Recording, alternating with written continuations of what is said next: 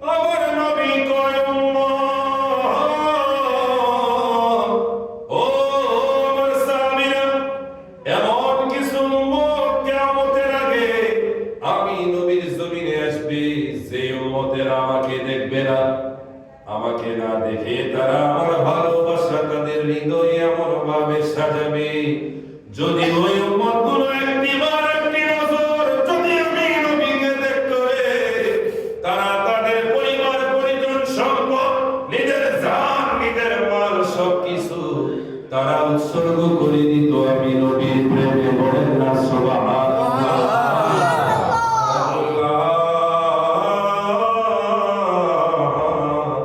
আমাদেরকে যেন ওই উম্মতের তালিকায় অন্তর্ভুক্ত করে নেয়। বলেন না সুবহানাল্লাহ।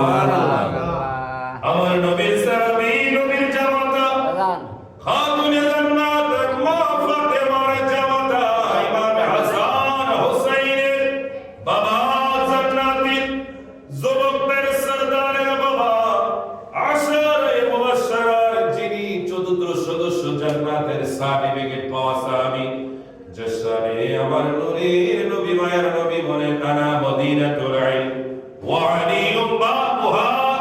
আমি নবী হচ্ছি মদিনার তথা ইলমের শহর, ওই শহরের দরজা হচ্ছে আমার আলী। বলেন না সুবহানাল্লাহ। আমার নবী মাওলা আলী শানে বলে গো ও আলী, আমি জান তথা আমি নবীর যিনি মাওলা আলী তোমার তিনি মাওলা তথা আমি যার মাওলা আলীও তার মাওলা। বলেন না সুবহানাল্লাহ। আমি যার অভিভাবক আলীও তাদের অভিভাবক, আমি যার বন্ধু আলীও তার বন্ধু। বলেন না সুবহানাল্লাহ। আমার নবী মাওলা আলীকে তো এত ভালোবাসতেন যেই মাওলা আলী শেরে খোদা নবীর বংশধর আলে বায়াতের সদস্য, সেই শেরে খোদা মাওলা আলী মদিনার মাটির মধ্যে শোয়া। নবীজি বললেন ইয়া আবু তুরাব, ইয়া আবু তুরাব। বলেন না সুবহানাল্লাহ। হে মাটির পিতা, হে মাটির পিতা। মাওলা আলী আমার নবীর জবান মুবারক থেকে গো যখন আবু তুরাব মাটির পিতা শুনলেন, মাওলা আলী বললেন দুনিয়ার মানুষ,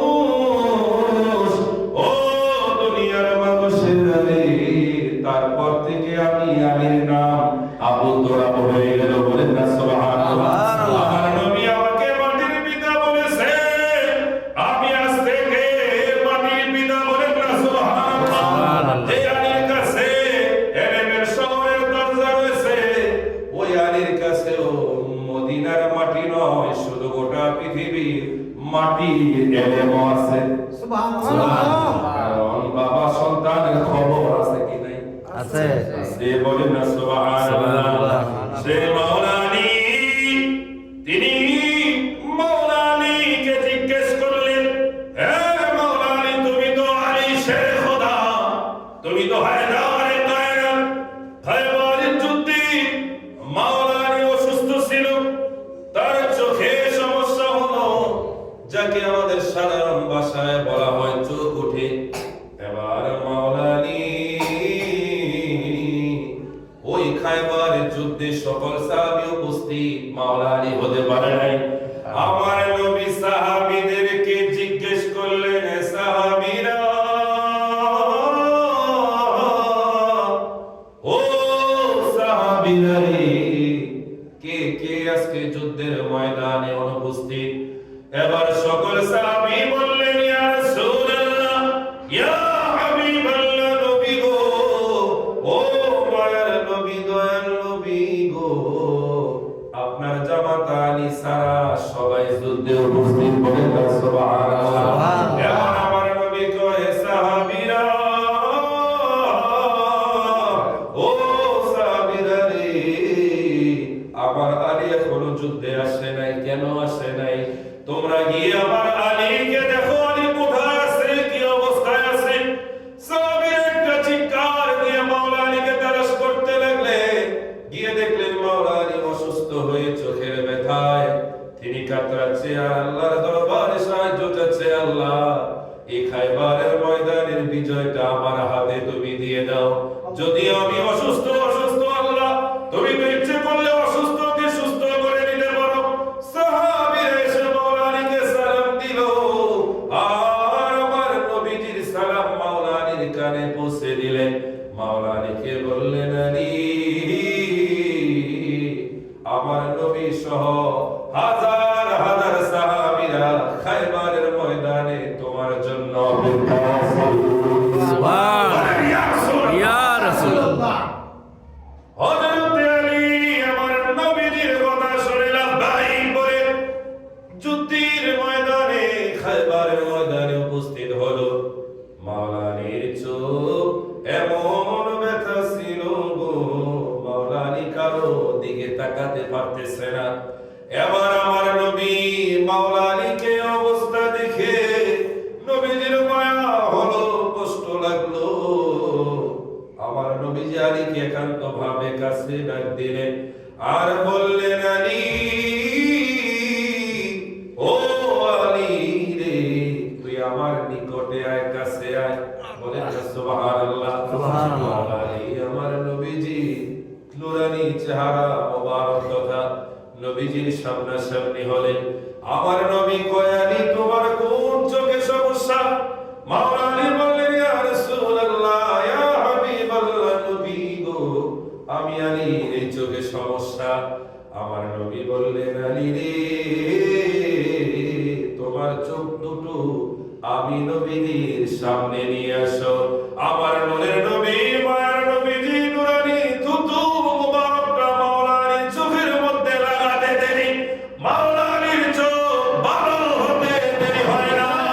ইয়া রাসূলুল্লাহ। মাওলা আলীর সাথে সাথে চোখ খুললে ভালো হয়ে গেল মাওলা আলী। তারপর থেকে ওয়াফাতের আগ পর্যন্ত ওই চোখে আর কোনোদিন কোনো সমস্যা হয় না। সুবহানাল্লাহ ইয়া রাসূলুল্লাহ। শেষ পর্যন্ত ওই খায়বার বিজয় করে মাওলা আলী শেরে খোদা আমার নবীকে উপহার দিয়ে দিলেন। ইয়া রাসূলুল্লাহ, ইয়া হাবিবাল্লাহ, যে খায়বারের পতাকা আমি মাওলা আলীর হাতে আপনি নবীজি দিলেন গো, এই পতাকাকে অক্ষুণ্ণ করে আপনি নবীর কদমে আমি দিয়ে দিলাম। বলেন না সুবহানাল্লাহ ইয়া। এটাই ছিল আমার নবীজির মুআজিজা। আমরা খুশি না বেজার? খুশি। সেই মাওলা আলীকে জিজ্ঞেস করলেন, আলী, ও আলী, আলী রে, ও আলী, তোমার কাছে জানতে চাই আমার নবী নূরের নবী মায়ার নবীর ভালোবাসা তোমার অন্তরে অলবে কেমন ছিল? বলেন না সুবহানাল্লাহ। এবার মাওলা আলী দুনিয়ার মানুষ নবীর উম্মতদেরকে বলে, গো মাওলা আলী আমার নবীর প্রতি যে ভালোবাসার পেশাল দেখিয়েছে, এই ওয়াজ করতে গেলে অনেক সময়ের বিষয়। যেহেতু সময় রয়েছে, একটি কথা না বললেই নয়। উপস্থিত নবীর উম্মতেরা, ও আমার মা ও বোনেরা, হিজরতের রজনীতে আমার নবীজি যেই বিছানায় আরাম করতেছিলেন, মাওলা আলীকে ওই ঘরের মধ্যে আমার নবীজি রেখে দিয়েছিলেন। মাওলা আলী কারীমুল্লাহ ওয়াজহুর সাথে আমার নবীজির বিদায় হয়ে যাবে। মাওলা আলী বললেন, ইয়া রাসূলুল্লাহ, ইয়া হাবিবাল্লাহ, নবী গো,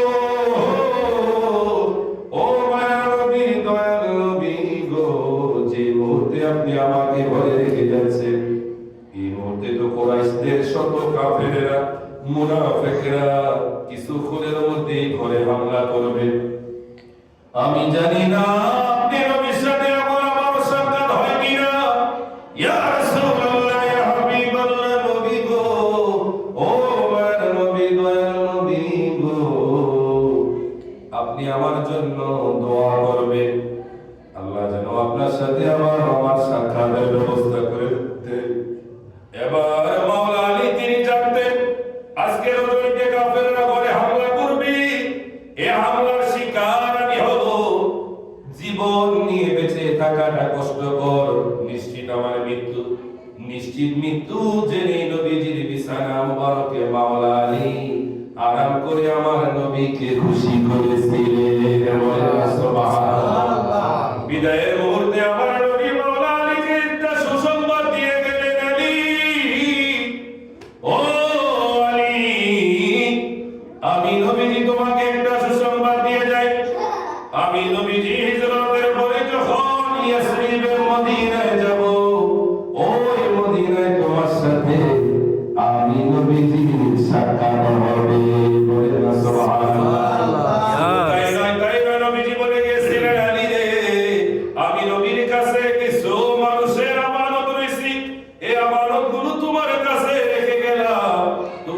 আমানতগুলো যার যার তার দায়িত্বে তার কাছে পৌঁছে দিবে, বলেন না সুবহানাল্লাহ।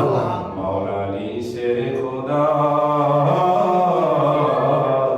নবীজির জবান মোবারক থেকে যখন শুনলেন, নবী যখন বললেন, আলী যখন আমার সাথে মদিনায় তোমার সাক্ষাৎ হবে, মাওলা আলী বুঝতে পারলেন বিপদ আসবে, আক্রমণ হবে, সব হবে, কিন্তু আমি আলীর কিছুই হবে না, বলেন না সুবহানাল্লাহ। কারণ আমার নবী বলেছে আমার নবীর সাথে আমার সাক্ষাৎ হয়ে যাবে, বলেন না সুবহানাল্লাহ। ওই মাওলা আলীর ভালোবাসা একটু মহব্বতে বলেন কম না বেশি? জি।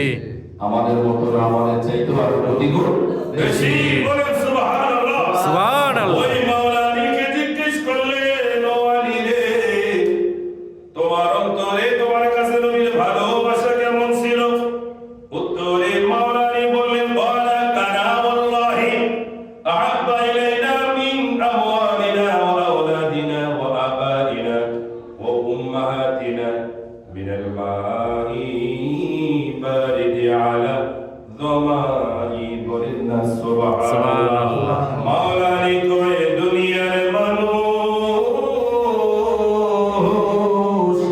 ও দুনিয়ার মানুষেরা রে, ও নবীর উম্মতেরা, ও আমার মা ও বোনেরা, মাওলা আলী বললেন, আল্লাহর কসম, আল্লাহর শপথ, আল্লাহর কসম, তিনি আমাদের নিকট, আল্লাহর নবীর ভালোবাসা আমাদের নিকট আমাদের জানের চাইতেও, মালের চাইতেও, সম্পদের চাইতেও, সন্তান সন্ততির চাইতেও, পিতা মাতার চাইতেও, এমনকি শুধু তাই নয়, মরুভূমির মধ্যে দীর্ঘ সময় যখন আমরা হাঁটি, আমাদের পিপাসা লাগে কি লাগে না?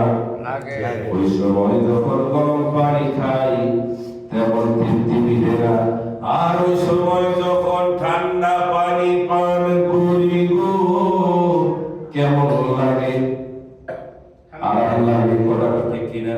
হৃদয়টা শীতল হয়ে যায়, সারাদিনের পরিশ্রম দূর হয়ে যায়, কষ্ট নিবারণ হয়ে যায়, আনন্দ শক্তি ফিরে আসে। মাওলা আলী কয়, সারাদিন উপবাস থাকার পরে প্রচন্ড গরমের মধ্যে ঠান্ডা পানির ভালোবাসার চাইতে নবীর ভালোবাসা আমি আলীর কাছে বেশি, বলেন না সুবহানাল্লাহ। একটু মহব্বতে ইয়া রাসূলুল্লাহ। আজকে আমাদের দেশে অনেকে বলে নবীর ভালোবাসা লাগবে না, এই যে আপনাদেরকে মাইজবান্ডারি বলে বলে বর্ষণা করে গালি দেয়, এই যে আমরা দরবারে এসে আলোচনা করি, অনেকে আমাদের দিকে বাঁকা চোখে তাকায়, আরে অমুকে তো ভান্ডারি, অমুকে তো ওই জায়গায় নিবাস করে।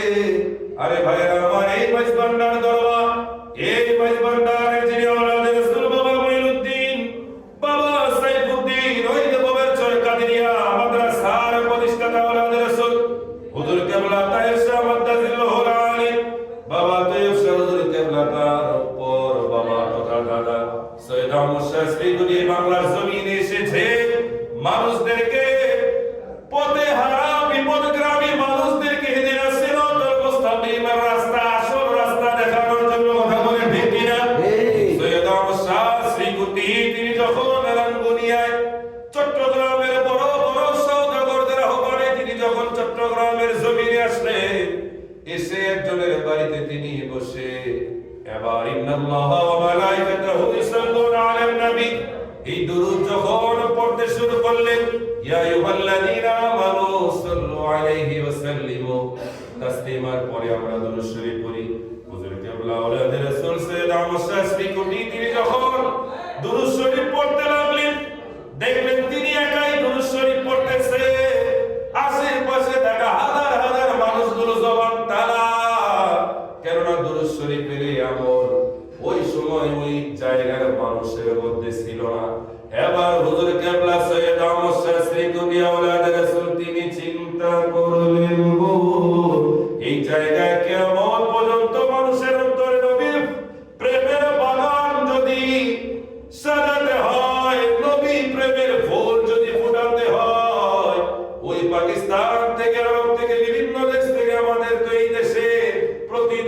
প্রতি মাসে বছর আসা সম্ভব নয়, তাহলে আমাদের কি করতে হবে? মাদ্রাসা করতে হবে।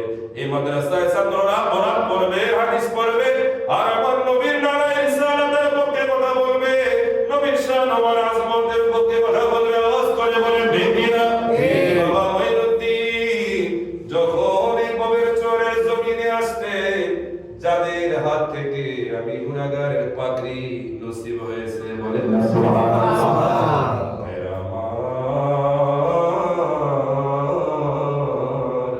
ও মুরব্বি বাজারের যুবক ভাইরা, ও আমার মা বোনেরা গো, বাবা মঈনুদ্দিন, বাবা সাইফুদ্দিন আমাদেরকে কি তালিম দেয়?